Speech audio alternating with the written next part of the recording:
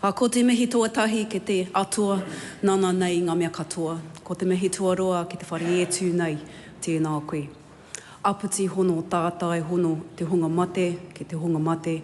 Apiti hono tātai hono te hunga ora ke te hunga ora. Ko tēnei te mihi ka koutou, ngā hapu o te iwi, ngā hapu o Ngati Ranginui. He mihi mahana ki a koutou katoa e tēnei rā whakahirehira. Nō reira, tēnā koutou, hui hui mai, tātou katoa. I stand today to speak on the Ngā Hapu o Ngati Ranginui Claim Settlement Bill. A bill that marks both an end and also a beginning.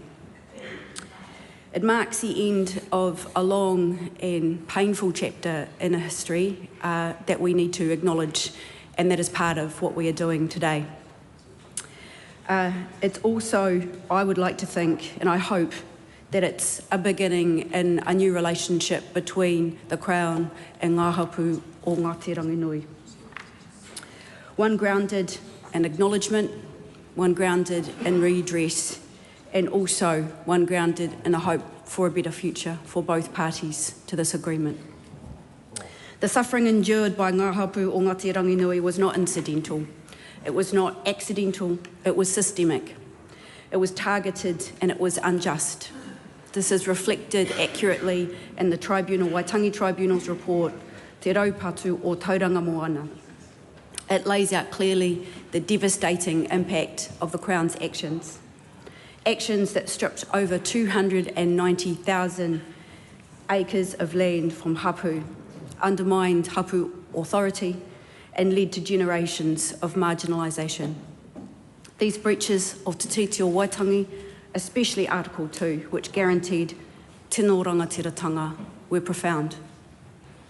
The raupatu of Tauranga Moana followed the Crown's aggressive military campaign. It included the infamous battles of Gate Pa and Te Ranga. Under the shadow of the Crown's New Settlements Act in 1863, the Crown labelled the people of Ngati Ranginui as rebels as it tried to justify the seizure of their whenua. But history shows us clearly that these were not the actions of what the Crown called rebels. These were the actions of a people defending their homes, their whakapapa and their sovereignty. In this bill, the Crown formally apologises for those actions.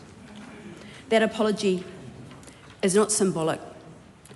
It is a necessary act of recognition. And without that acknowledgement, there can be no hope of reconciliation. Without truth, there can be no justice. And this bill reaffirms both. Labour has long upheld Te Tiriti o Waitangi as the foundation of our land, our country. Not just historically, but as a living, breathing document. It is a covenant. The Te Tiriti speaks not just to the rights of Māori, but also to those responsibilities of the Crown. Those responsibilities were clearly broken for Ngā Hapu o Ngati Ranginui, and this bill seeks to redress some form of justice. In doing so, we must recognise the context from which it has emerged. Originally part of the Tauranga Moana Iwi Collective Redress and Ngā Hapu o Ngati Ranginui Claim Settlement Bill. This settlement was designed to address the shared and overlapping interests of Ngā Hapu o Ngati Ranginui, Ngai Te Rangi and Ngati Pukenga through collective redress. But as the process evolved, it became clear that unity did not equate to uniformity, as often is the case with the treaty settlements process.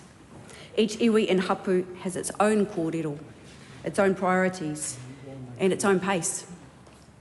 The decision to divide the omnibus bill made by the Māori Affairs Select Committee, after careful consideration, allowed the bill to proceed independently, reflecting the readiness and the mandate of Ngā Hapu o Ngati Ranginui to move forward.